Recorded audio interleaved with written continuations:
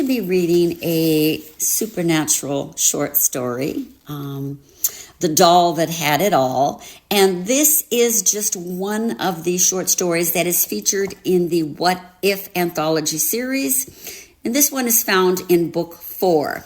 And I'm going to be reading just a few pages from this short story.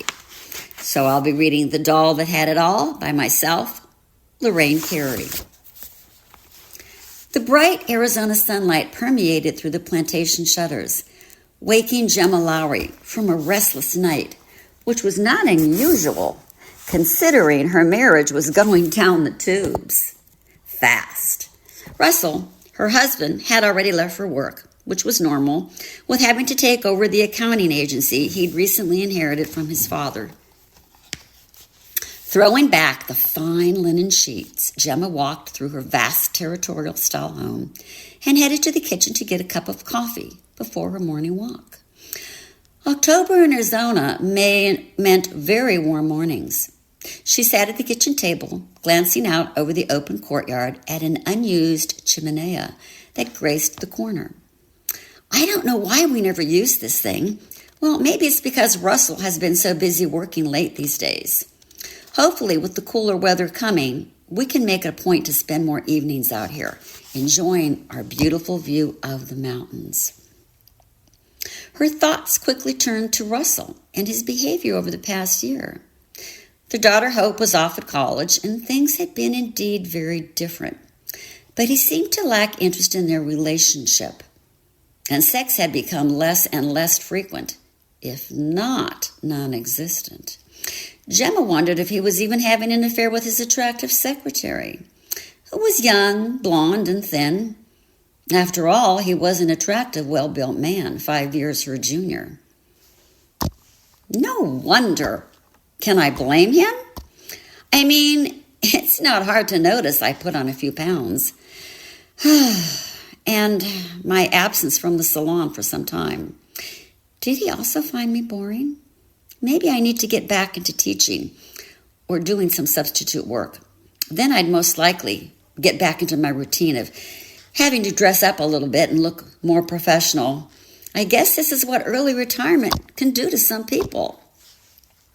Taking an early retirement was something that Russell had brought up a while back when the business was doing so well. He suggested for Gemma to retire from the classroom and just do some private tutoring. So after 25 years of teaching at the local middle school, she jumped at the idea. After her morning walk, she decided to call her longtime and fellow friend, teaching partner Lorna, and meet for coffee later that morning. Lorna had retired a few years back. Gemma needed a friend to confide in regarding her home situation. Following a cool shower, she headed into her closet to select a simple sundress. After trying on several, she became irritated as most were all too snug. Looking in the bedroom mirror, she shook her head. No more walks. I've got to cut back on those sweets, and I've got to start running. She ran her hands through her dull red hair and fastened her long locks into a ponytail. She remembered the days when her hair was a much brighter red. The Arizona sun did have its effect on redheads. She suddenly remembered she had some outfits hanging in Hope's closet. Now that her daughter had gone away to school up north, she had transferred some of her things into Hope's closet. Gemma had successfully found the perfect summer shift, but her eyes were soon diverted to the boxes that housed mementos that were stacked in the back of the closet. She knew they were mostly old toys that belonged to Hope when she was a child. But feeling a strong urge, she pulled the top out, finding old yearbooks and some of Hope's favorite children's books. She opened the second box, and lying on top was an old shoebox labeled Margie, written in fancy script-style writing. She sat on the floor, eager to open the small, tattered box. There was layer upon layer of tissue paper. She tore away at the paper, scattering them about the floor, to find Margie, the fashion doll, perfectly wrapped in silk and tied with twine. At least my daughter wanted to keep this doll well preserved, she thought. She gently picked up the doll that resembled so many of the famous fashion dolls at that time. But Margie was different. She was unique with her long platinum blonde hair and sparkling green eyes. She looked as though she was ready for bed in her white silky gown. Gemma couldn't help but notice the doll's brilliant emerald eyes. I don't think anyone has eyes this color. Well, except perhaps for a toy, she reasoned. I remember when Hope would spend endless hours playing with her and changing her into the many outfits that I had made. All the memories resurfaced from a different time, a happier time. She examined Margie closely, admiring all of the doll's features. You are perfect, you know. You never age, nor gain weight. You have it all, and don't even know it. What I wouldn't give to be in your shoes. Gemma shook off the silly feeling and placed Margie back in the box, wrapped snugly in her silk cloth, minus the twine, feeling she didn't need to be bound up again after all these years. She closed the lid on the box and wished her a restful sleep. Gemma was looking forward to seeing her longtime friend Lorna again. The Coyote Coffee Shop was not overly crowded. 4:11 a.m. They scored a back table and ordered their usual lattes and cranberry scones. A month had gone by since they'd last met. Lorna looked stunning for 57 with her new short pixie cut. They'd been teaching partners for 15 years at Brighter Days Academy and had become great friends as well. Talking about memories of past teaching days was usually the main conversation, but today's topic would take a slight twist as Gemma was about to confide in Lorna about her rocky relationship with her husband.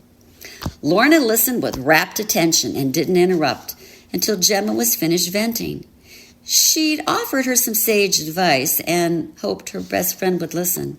Lorna had suggested picking up a few students for tutoring. Knowing Gemma only had one fifth grader at the time, Gemma had commented that she wasn't motivated to get out there and advertise lately. Lorna had also mentioned that the two of them joined the local gym. Gemma nodded, agreeing that both of these suggested sound promising. She reached out and took her friend's hand, thanking her and reminding her of what a good friend she'd been after all these years, and proceeded to ask her a heartfelt question. Tell me truthfully, do I look older than 52? I mean, I want you to be honest. Look, you look just about perfect for your age, my friend. What are you worried about? You're still gorgeous. I mean, you still manage to turn heads. Thank you, but it's one head in particular I need to turn, Gemma replied, turning to glance out the window. Yes, you maybe have put on a few pounds in particular, but, I need to turn, Gemma replied, turning to glance out the window. Yes, we all have put on a few pounds, but hey, it's the inevitable. We're older now. It's all due to this menopause stuff. Most of it is unavoidable. Oh, Gemma nodded in agreement, and the two had set a date to meet at the local gym next week and sign a membership. It was on. During the drive home, Gemma couldn't help but think about Margie. Visions of the doll kept popping in her head. Somehow, she couldn't help feel the loneliness of this doll. She reasoned it was a link to her past and Hope's as well. She arrived home and had time to get lunch and then prepare a writing lesson for Lindsay, her student. It was a convenient drive just a few blocks away from her home in Scottsdale, Arizona. Tutoring was always done after school hours. Lorna's words kept playing over and over in her head about picking up more students, so she decided to phone the school after lunch and have them spread the word that she was available. As Gemma was halfway through her planning time, the same thoughts of Margie resurfaced once again. She left her office and headed to Hope's closet to retrieve the box. She opened it up and lifted the doll out. You don't deserve to be hidden. Gemma decided to take her into the bedroom and set her up on the front dresser. She figured the doll would be an inspiration to take better care of herself. The tutoring session with Lindsay was always a pleasure. She was a sweet girl, just simply needed some direction. Lindsay had an assignment from school to write a page about being an inanimate object. It was fun, and they both enjoyed working on this together. Russell would be home in a few hours, and Gemma hadn't started dinner yet. She did manage to marinate some chicken this morning and thought about making some fajitas and rice. It was a quick meal and would give her time to shower and get ready. She entered the bedroom and noticed Margie sitting on top of the whitewashed Southwestern-style dresser. She sat against the tall leather jewelry box where Gemma had placed her. Gosh, not a hair out of place. That doll, she's something else, Gemma thought. It had been a while since Gemma had worn something sexy for Russell, but suddenly she had an urge to rummage through her lingerie drawer and select something. Maybe this might spark up a romantic evening. She opted for a white silky camisole and matching panties. Well, this should put a spin on dinner, she thought, and headed for the shower. Dinner was ready, and so was Gemma, wearing her alluring outfit. Well, Russell was an hour late. Her cell rang, and he explained his meeting with the client ran later than expected, and he wouldn't be home for another hour. She sighed and told him she'd leave his dinner in the fridge for him. Feeling distraught and stood up, she ate alone, and then headed to the bedroom to change. As she undressed, she stared at Margie again. Well, I guess if I looked like you, my husband would have been home on time, or possibly even earlier. You don't know how good you have it. What the hell am I doing? I mean, talking to a doll? Boy, I'm really losing it. No longer feeling sexy, she changed into her comfy nightshirt and headed to bed with a good book. You can read the rest of this story in the What If Anthology Edition, number 4.